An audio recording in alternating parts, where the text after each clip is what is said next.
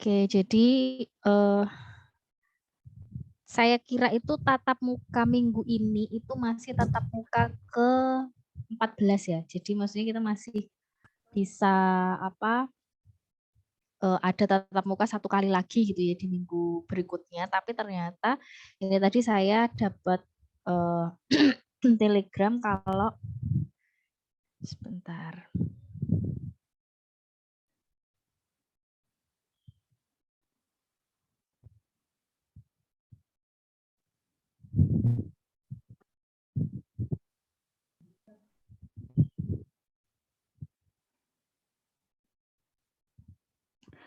Kalau ternyata minggu ini adalah tatap muka ke-15 gitu. Jadi berarti nanti saya punya utang perkuliahan karena teman-teman kemarin kan libur ya.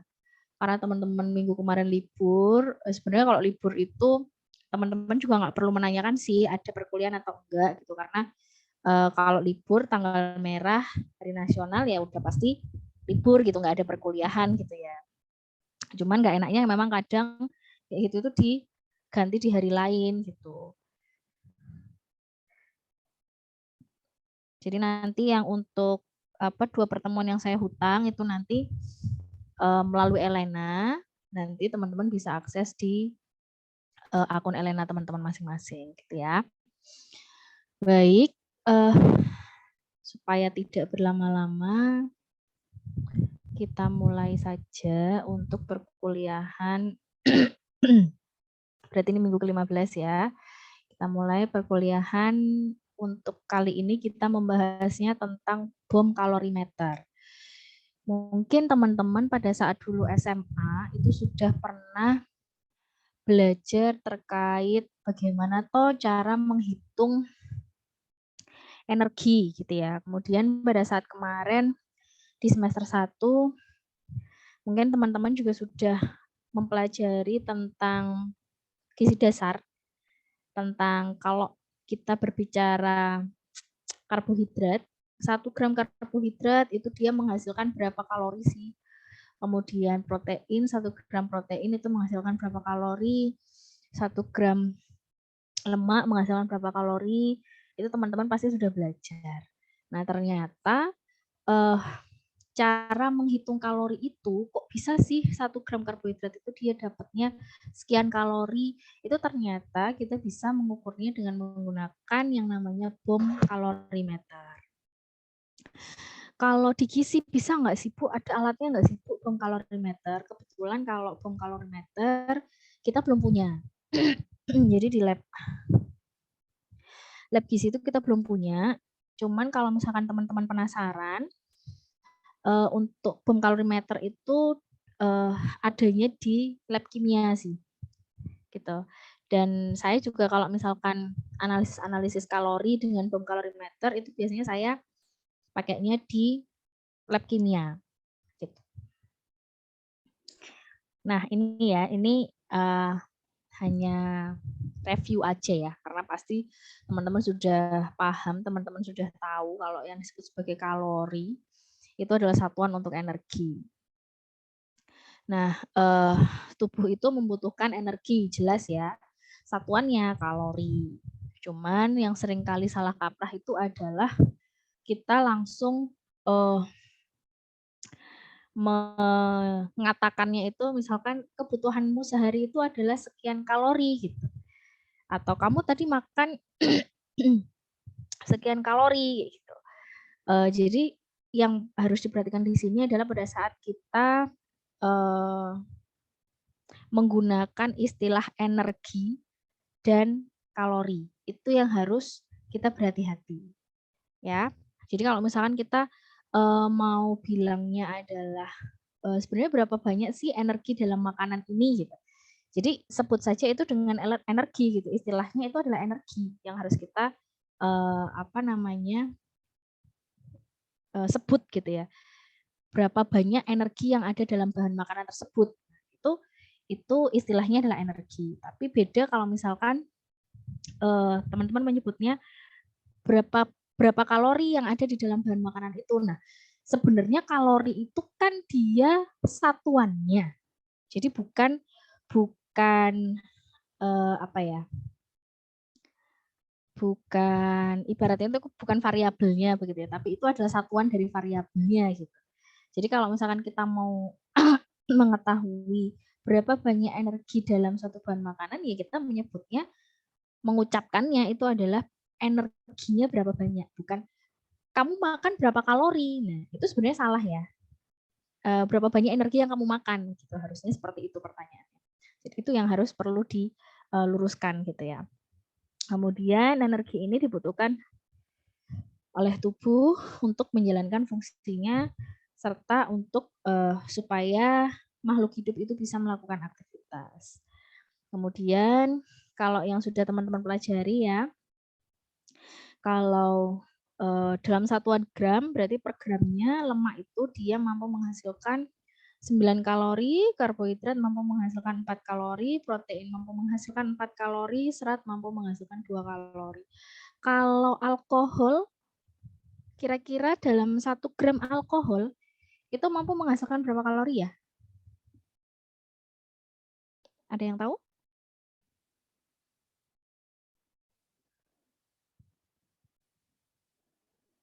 Halo?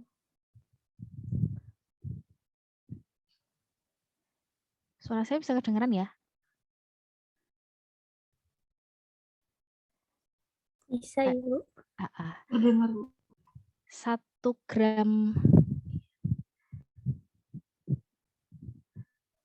1 gram 1 gram alkohol itu berapa kalori kira-kira? Izin menjawab, Ibu. Kemungkinan 3 kalori. Oke, yang lainnya? Izin menjawab, Ibu izin menjawab, Ibu. Silahkan. Tadi yang pertama dulu siapa? Adik. Biasanya kalau alkohol itu tergantung jenisnya juga nggak sih, Bu?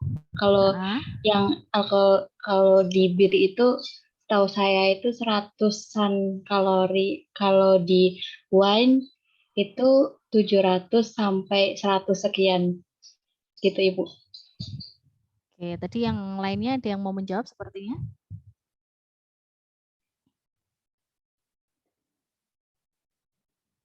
Siapa tadi yang mau menjawab lagi? Menjawab, Ibu. Silakan. Kalau kalori di alkohol itu kan benar yang dikatain Ade, jenisnya tergantung jenisnya, tapi rata-rata itu 100-an lebih gitu, Bu. Oke. Baik, jadi berarti ada hal yang perlu diluruskan lagi di sini ya. Jadi kalau kita ngomong kalori, nah gini, kalau kita ngomong kalori dan energi itu memang balik lagi, kalori itu adalah satuan dari energi. Nah, energi ini itu bisa dihasilkan melalui apa sih? Energi ini bisa dihasilkan melalui makanan itu sendiri. Jadi makanan ini sendiri dia bisa mengandung energi, ya. Atau energi ini juga bisa dihasilkan dari hasil metabolisme, ya. Nah, kemudian kalau yang sebentar. Nah, kemudian kalau yang di sini dalam 1 gram lemak itu dia mampu menghasilkan 9 kalori. Ini maksudnya di sini ini adalah apabila 1 gram lemak yang kita konsumsi di dalam tubuh kita, kemudian dia di metabolisme itu mampu menghasilkan 9 kalori. Iya. Nah, karena kalau misalkan selama ini kan teman-teman biasanya teman-teman sudah belajar perhitungan kebutuhan energi berarti ya di gizi dasar? Sudah, Ibu. Sudah belajar ya. Oke, berarti teman-teman selama ini kalau menghitung kebutuhan energi berarti kan sudah tahu tuh berdasarkan usia, tinggi badan, berat badan seperti itu ya. Kemudian setelah teman-teman dapat total energinya berapa, kemudian kan teman-teman breakdown tuh, teman-teman bagi, oh kebutuhan karbohidratnya sekian, oh kebutuhan proteinnya sekian, oh kebutuhan lemaknya sekian, kan gitu kan. Nah, ini sedikit berbeda, Jadi kalau kita berbicara dari energi itu tadi, kemudian teman-teman mencari kira-kira lemaknya itu dia berapa gram, itu patokannya kita pakai ini memang. Karena ini adalah sebenarnya 1 gram lemak, karbohidrat, protein, serat. Kalau di dalam tubuh, di metabolismenya, itu dia menghasilkan sekian kalori. Gitu. Nah, tadi yang disampaikan, siapa tadi? Ade ya? Kalau alkohol itu kalorinya itu bisa mencapai berapa tadi, 100 kalori, kemudian ada juga yang 700 kalori. Itu artinya dia kan kalori dalam bahan makanan itu. Energi dalam bahan makanan itu. Gitu. Jadi biasanya kalau misalkan seperti itu mungkin bisa dilihat dari nutrition fact-nya. Jadi informasi nilai gizi yang biasanya ada di label atau di kemasan, di situ bisa kita lihat kalau energinya adalah sekian kalori kayak gitu ya. Nah, itu adalah energi yang berasal dari bahan makanan. Hanya bahan makanan itu kan perlu kita definisikan kalau misalkan dia di metabolisme di dalam tubuh, 1 gram alkoholnya itu kira-kira bisa menghasilkan berapa kalori gitu. Nah, coba nanti mungkin bisa teman-teman cross check lagi ya.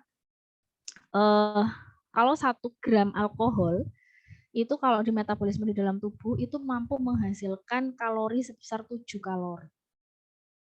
Cukup tinggi, meskipun masih tinggi lemak ya. Meskipun masih tinggi lemak, 1 gram lemak itu mampu menghasilkan 9 kalori gitu ya. Tapi alkohol ini juga ternyata mampu menghasilkan kalori yang cukup tinggi. Itulah kenapa kalau misalkan orang-orang itu mengkonsumsi alkohol, sebenarnya dia kalori yang dihasilkan untuk memetabolisme alkohol itu juga cukup tinggi begitu.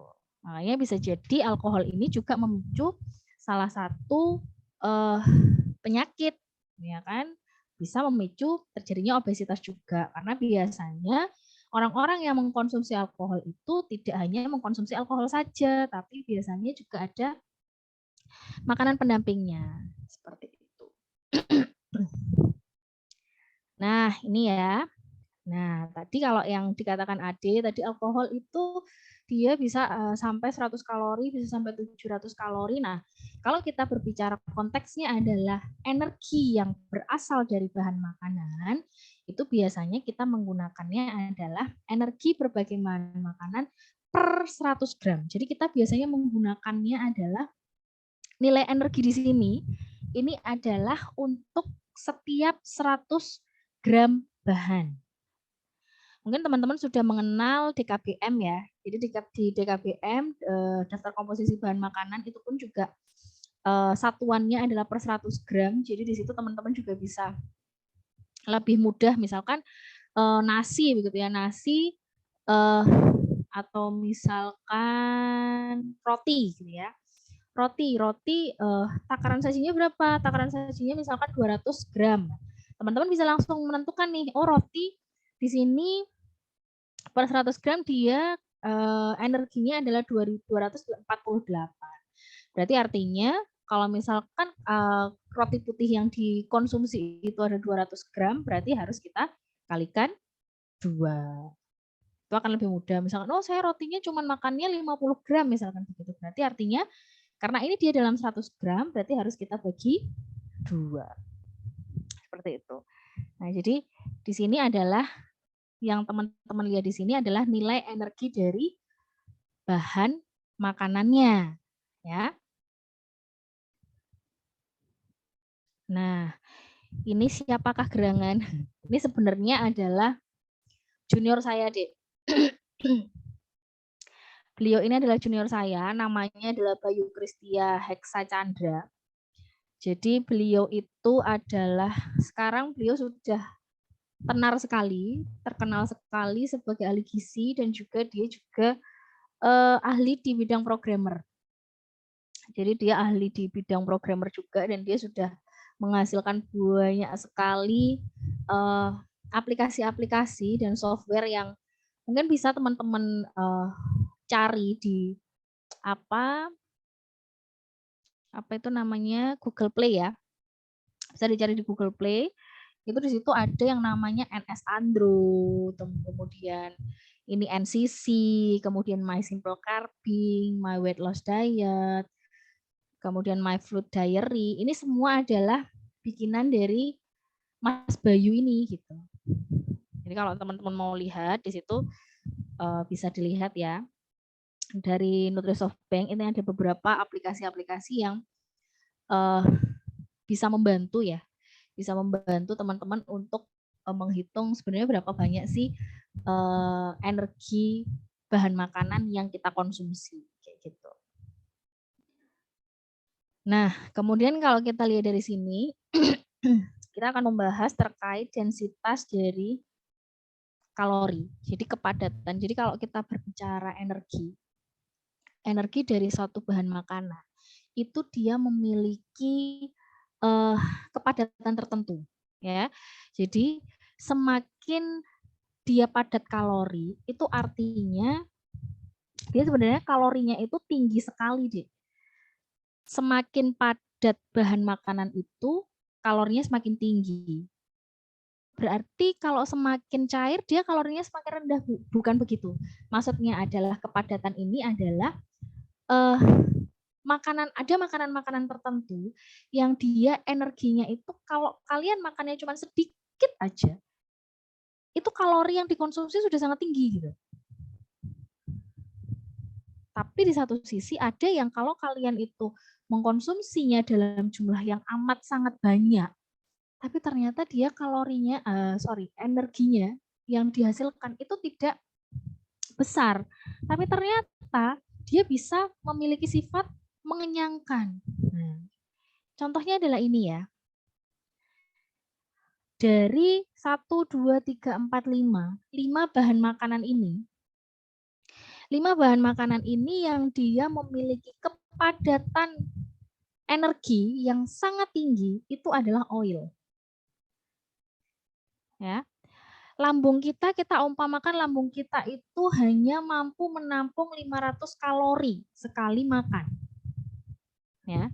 Ternyata kalau kita ibaratkan dengan lambung yang diisi 500 kalori ini tadi, itu untuk minyak kita hanya membutuhkan sekian loh, Dek. Hanya sedikit sekali. Ya. Kita mengkonsumsi minyak dalam jumlah yang sedikit saja ternyata itu sudah memenuhi 500 kalori. Tapi dia tidak mampu memenuhi isi lambung kita. Itulah kenapa rasanya kalau kita makan gorengan itu satu tidak cukup. Kalau kita sudah makan 10 gorengan itu rasanya baru penuh lambungnya. Tapi bisa kita bayangkan kalau semisal satu gorengan saja itu kalorinya sudah misalkan 150 kalori. Misal. Lah kalau kalian makannya 10 gorengan, lah sudah 1.500 sendiri toh. Gitu ya. Kemudian kepadatan kalori berikutnya ya yang lebih rendah dibandingkan minyak itu adalah ini. Butter ya kan, mentega, kemudian margarin, kemudian keju, kacang-kacangan seperti itu. Itu densitas energinya dia lebih rendah dibandingkan oil atau minyak begitu ya. Jadi kalau 500 kalori ibaratnya itu dia hanya memenuhi ya 1/4-nya lah ya ini ya. Gitu. Nah, kemudian yang densitas energinya di bawahnya lagi itu ada sumber karbohidrat ya. Sumber karbohidrat ternyata dia mampu memenuhi separuh dari lambung kita. Kalau kita mengkonsumsi 500 kalori yang isinya adalah misalkan kita makan itu isinya nasi, lauknya mie, ya kan? Terus habis itu ditambah dengan misal semur kentang. Nah, wes ada nasi, ada mie, ada kentang ya toh. Artinya kan itu sumber karbohidrat semua ya toh. Itu 500 kalori ternyata meskipun sudah makan banyak tapi yang terpenuhi hanya separuhnya gitu. Itulah alasannya kenapa kalau kita makan mie, kalau teman-teman lihat di bungkusnya mie, itu kan kalorinya bisa sampai lebih dari 500 ya. Ada yang kalorinya sampai 700 kalori juga gitu kan. Tapi kita kalau habis makan mie nggak sampai 2 jam kita udah lapar lagi. Gitu. Nah, kemudian yang berikutnya, daging kemudian ikan dengan catatan dagingnya ini adalah misalkan ayam, daging ayam ya tanpa kulit, kemudian kalau misalkan daging sapi ya nggak ada gajihnya kayak gitu ya, itu ternyata densitas kalorinya dia lebih rendah dibandingkan minyak, butter, dan makanan pokok, tapi dia bisa mengisi katakanlah 3/4 lambung ya. 3/4 lambung. Makanya kenapa kalau kita makan sumber protein itu jauh lebih mengenyangkan gitu daripada kita mengkonsumsi hanya nasi saja. Kemudian nah ini nih, dari semuanya densitas energi yang paling rendah itu adalah sayur dan buah. Tapi 500 kalori, bayangkan ini sudah penuh di lambungnya. Inilah kenapa bagi orang-orang yang berdiet ingin menurunkan berat badan, ya. Jadi kalau kita ngomong diet itu tidak bisa berhenti dengan istilah diet begitu saja. Karena apa yang kita makan sehari-hari itu juga dieting. Kita makan, kita minum setiap hari itu kita sebut dengan diet. Makanya diet itu harus lebih kita spesifikkan, diet menurunkan berat badan, ataukah diet menjaga berat badan, ataukah diet meningkatkan berat badan. Jadi pada orang yang diet menurunkan berat badan ini sangat manjur. Karena dia hanya perlu makan sedikit kalori saja, itu lambungnya udah penuh. Nah kalau lambungnya udah penuh, yakin itu nggak akan lapar. Karena ini lambung juga perlu waktu untuk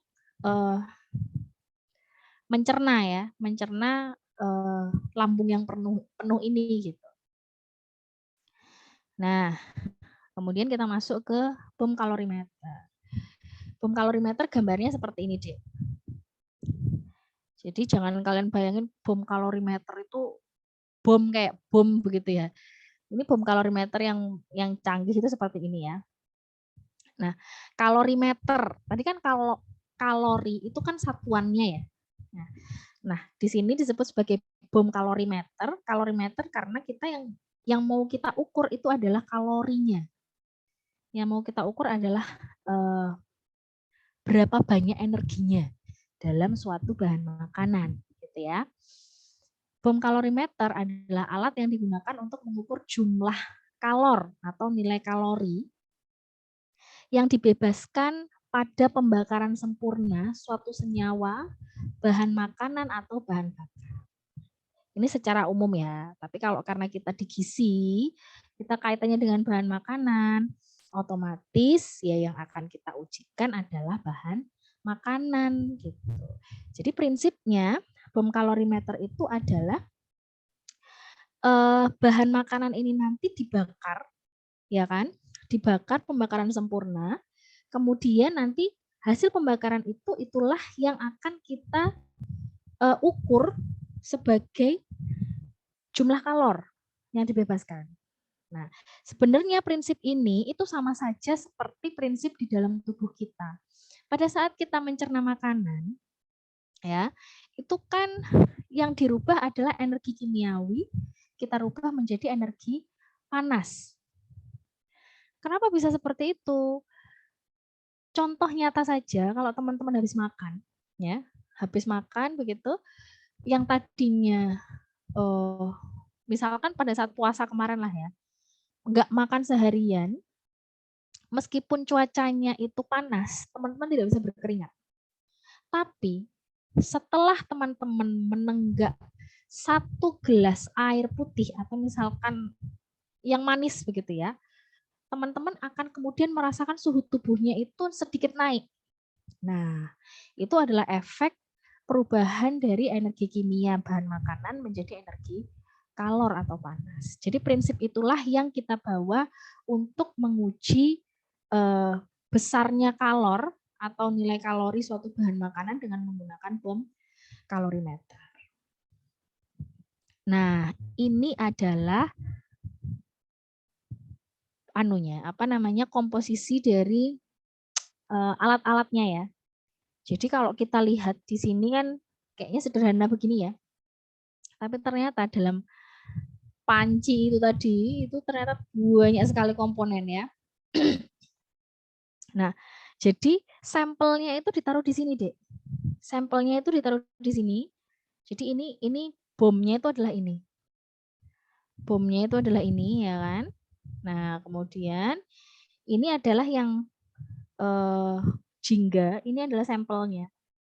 Nah, kemudian sampelnya ini dia dikenain dengan semacam pembakar ya. Ini adalah pembakar. Jadi nanti di sini ada reaksi pembakaran, ya. Di sini ada reaksi pembakaran. Kemudian ini dia tertutup rapat. Dia tertutup rapat. Kemudian ini dia dicelupkan di dalam air, ya. Dicelupkan di dalam air yang nanti dia akan dipanaskan. Ini pemanasnya ya. Dipanaskan. Nah, ini termometer fungsinya di sini adalah untuk mengukur suhunya, gitu ya. Dan ini mengaduk, untuk mengaduk supaya dia suhunya rata, begitu ya. Jadi nggak panas pada satu sisi saja, tapi dia mulai dari atas ke bawah itu semuanya suhunya rata, gitu. Nah, prinsipnya adalah jumlah panas yang diukur dalam kalorimeter adalah total energi dari bahan atau sampel. Ya, dalam penetapan energi total ini terjadi pengubahan energi kimia dalam suatu bahan atau sampel menjadi energi panas dan diukur jumlah panas yang dihasilkan. Jadi nanti outputnya yang akan dihasilkan dari bom kalorimeter ini adalah panas. Ya. Nah, kemudian jenis-jenis dari bom kalorimeter. Jenis bom kalorimeter ada 2. Yang pertama, isotermal oksigen bom kalorimeter, ya. Kemudian isotermal oksigen bom kalorimeter ini kenaikan suhu dari vessel bagian dalam. Jadi yang bucket yang dalam ini, ya, itu bisa diperiksa. Kemudian yang di bagian luar itu konstan. Di bagian jaketnya ini adalah konstan. Suhunya konstan. Nah, kemudian suhu yang jaketnya ini itu bisa diatur. Bisa diatur secara terus-menerus untuk tetap gitu loh, Dek. Supaya dia tetap konstan. Gitu. Nah, yang kedua adalah adiabatik ya, adiabatik oksigen bom kalorimeter. Nah, kalau yang ini tadi dia masih harus ada koreksi suhu kan. Jadi tetap harus dijaga supaya dia tetap konstan ya kan, suhu jaketnya.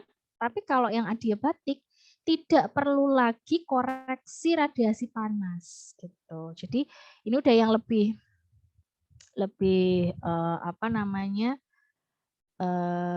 bagus ya gitu.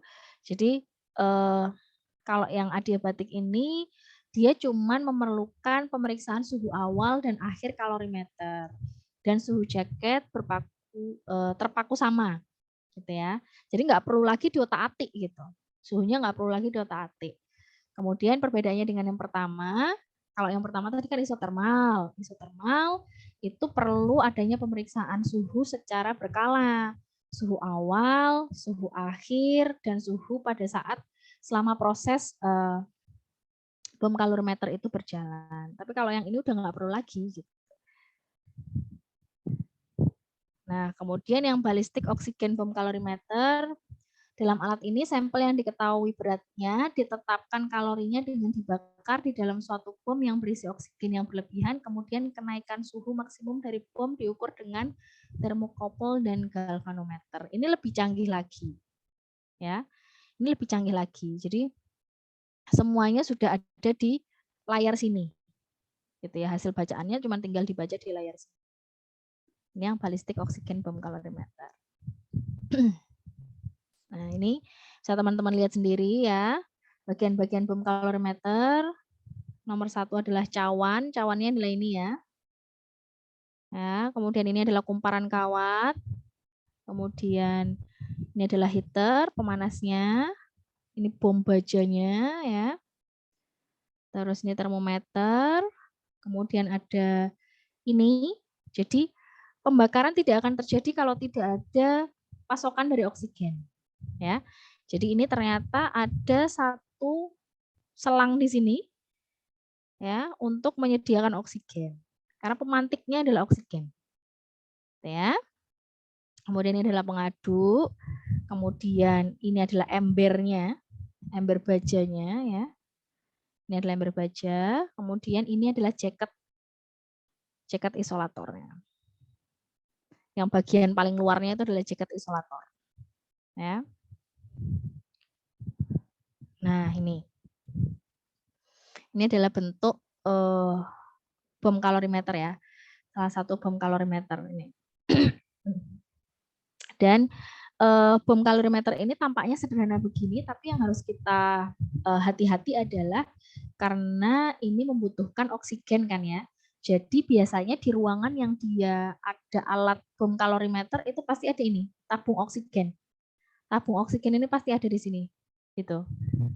Dan ini ruangannya harus benar-benar hati-hati. Kenapa? Karena kita tahu sendiri oksigen itu adalah pemantik yang sangat sensitif dengan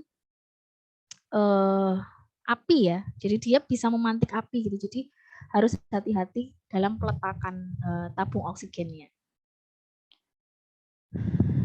Nah, kemudian ini adalah bahan kimia standar yang dipergunakan dalam kalorimeter.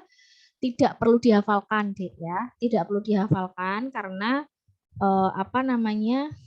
yang penting teman-teman paham kalau dalam penentuan kalori bahan makanan, energi bahan makanan itu butuh yang namanya asam benzoat, naftalen, kemudian perlu sukrosa, alkali standar, dan metil orange atau metil pen. Dan ini cara kerja dari bom kalorimeter tidak perlu dihafalkan, ya. Kalau yang namanya analisis zat gizi, itu yang penting teman-teman itu paham prinsip penggunaan dari alatnya. Kemudian teman-teman tidak harus hafal, tapi teman-teman mengetahui, oh komponen ini loh yang harus caranya begini, meletakkannya begini, posisinya begini. Itu yang harus teman-teman pahami. Sementara untuk cara kerjanya, teman-teman masih tetap bisa berpatokan pada kertas kerja gitu. Gitu ya. Nah, nanti setelah teman-teman melakukan analisis, kemudian perhitungannya adalah kita menggunakan perhitungan matematika. Gitu. Kita menggunakan perhitungan matematika, kita sebut sebagai gross energy. Ya. Kita hitung sebagai gross energy. Rumusnya adalah ini delta T 2470 ini adalah konstanta ya kan. Kemudian volume titrasi ini adalah titrasi dari larutan standar natrium tiosulfat ya. Berapa volumenya, kemudian panas kawat, kemudian berat sampel. Tuh. Nah ini contoh hasil analisis bom kalorimeter. Berat sampel sekian ya, suhu awal, suhu akhir, kemudian selisih suhunya ya kan. Kemudian kawat awal berapa senti, sisa terbakarnya berapa, berarti yang terbakar adalah sekian. Dengan panasnya sekian derajat Celcius. Kemudian ini adalah mililiter natrium tiosulfat ya, tadi yang untuk titrasi. Kemudian kita masukkan ke dalam rumusnya. Delta T sudah ada, ya kan? Volume titrasi sudah ada, panas kawat, berat sampel. Nah, ini ya. Tadi ini berarti kita pakai yang pertama ya, delta T 2,1. Terus volume titrasi adalah 6,7. Panas kawat, ini kita pakainya yang ini ya. Kita pakai yang ini, 17,2. Berat sampelnya adalah 1,012. Kita lihat. Nah, betul ya. kemudian ketemunya adalah berarti, nah ini berarti untuk bungkil kelapa per gramnya itu kalorinya adalah 5,067. Ya. Lah, tadi kalau kita mau bahan makanan itu kan energinya per 100 gram bahan makanan. Nah, ini kita sudah menemukan energi per gram bahan makanan tersebut. Berarti kalau mau mengetahui energi per 100 gramnya, jadinya berapa? Kalau per gramnya 5,067, berarti per 100 gramnya berapa kalorinya?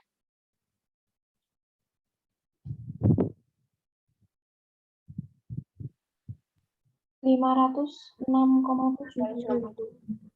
Betul.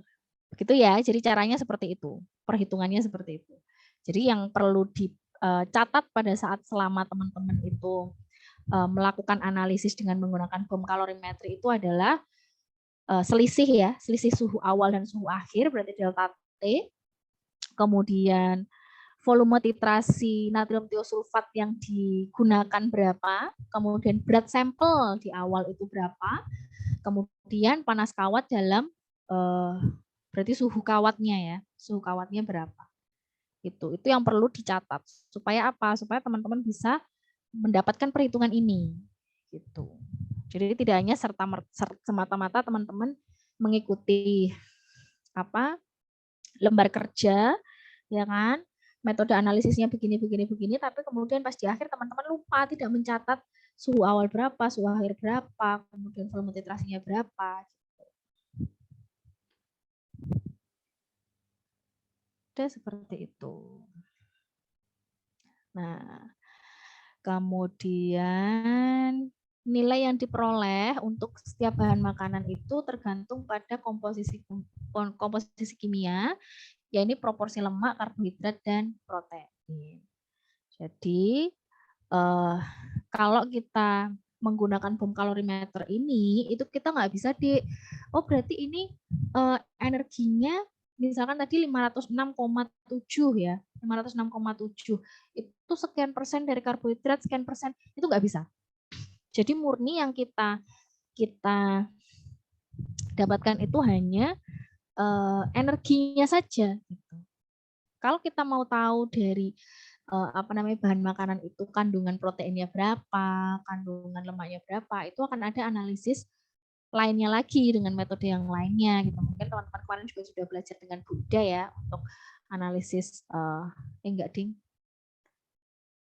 Iya ya benar ya, AZG yang teorinya kan teman-teman sudah belajar dengan Bu Ida yang analisis protein, analisis karbohidrat seperti itu ya.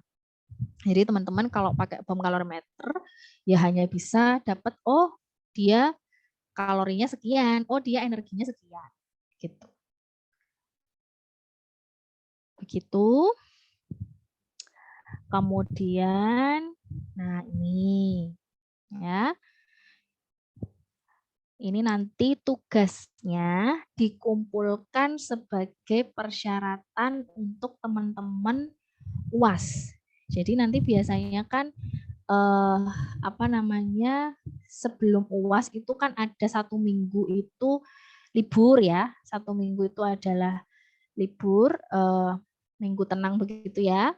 Sebelum UAS, kemudian setelah libur 1 minggu itu, kemudian teman-teman kan UAS. Jadi artinya tugas ini dikerjakan dalam waktu 2 minggu. Ya, jadi nanti tinggal dilihat untuk yang absen ganjil. Ini linknya sudah saya berikan di sini. Kemudian yang absen genap, nanti bisa dicek linknya di sini. Kemudian nanti dari video yang sudah teman-teman lihat itu nanti, teman-teman menentukan jenis bom kalorimeter apa yang digunakan. Tadi ada 3 ya. Ada 3, ada isotermal, balistik, sama satunya apa tadi? Adiabatik ya. Jadi ada 3, nanti teman-teman bisa menentukan ini pakai bom kalorimeter yang mana. Kemudian teman-teman kan mengamati video itu. Nanti teman-teman membuat diagram alir proses penggunaan bom kalorimeter pada video tersebut. termasuk bagaimana cara mengukur suhunya diukurnya kapan, kemudian lama waktunya, nama prosesnya apa. Begitu ya. Seperti itu. Kira-kira dari penjelasan saya ada yang mau ditanyakan?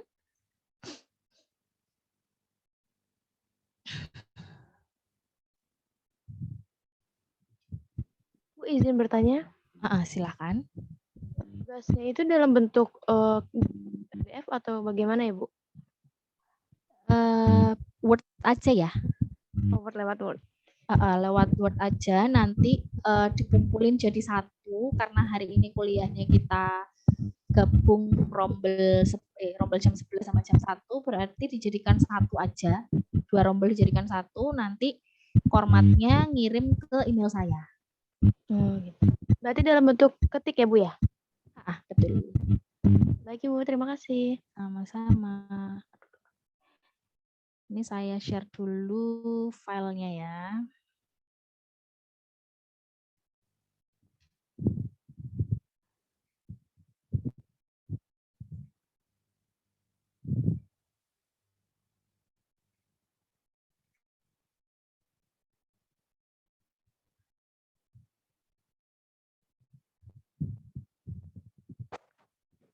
Oke, itu sudah saya share di chat Zoom ya. Jadi teman-teman bisa download untuk materi hari ini di chat Zoom. Untuk yang tatap muka 13 sama 14 ditunggu saja hari ini ya, saya upload ke Elena. Nanti itu sama untuk durasi pengerjaannya, saya kasih waktu 2 minggu. Gitu.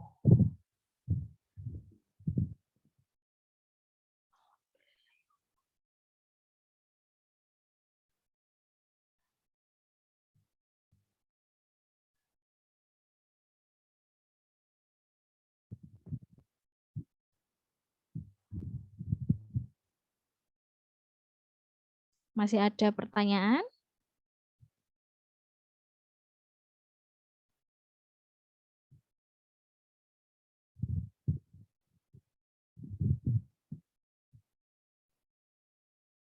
Maaf, Ibu. Untuk PPT-nya belum ada, Bu, di chat Zoom-nya. Oh, masa? Kok di saya udah kekirim ya, Dek? Di saya sudah ada, Ibu. Sudah ada, Ibu. Udah ada ya. Berarti nanti saling ini aja ya, saling share ya. Yang belum dapat berarti nanti bisa minta ke teman-temannya yang udah download. Gitu ya.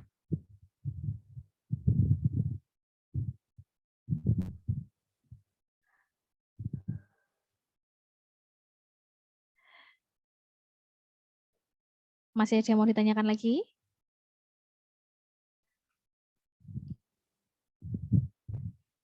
Baik, kalau memang sudah tidak ada yang mau ditanyakan lagi, mungkin saya cukupkan ya untuk perkuliahan siang hari ini.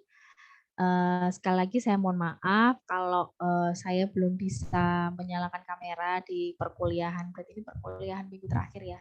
Dan saya juga sepertinya selama perkuliahan saya malah banyak absennya, banyak kegiatan ini itu, atau kalau enggak ada halangan tertentu yang membuat tidak bisa mengisi perkuliahan gitu ya. Semoga nanti di perkuliahan selanjutnya saya bisa memberikan yang jauh lebih baik dibandingkan di semester ini gitu ya. Jadi mohon maaf misalkan selama jalannya perkuliahan saya juga sempat menorehkan jengkel atau tidak berkenan di hati teman-teman. Saya mohon maaf dan terima kasih teman-teman sudah bersedia untuk mengikuti perkuliahan dari awal sampai akhir perkuliahan AZK ini, meskipun banyak sekali hambatan ya, dan masih online, dan harapannya semoga nanti di semester depan kita bisa bertemu secara offline. Ya, baik. Akhir kata saya akhiri. Terima kasih. Wassalamualaikum warahmatullahi wabarakatuh.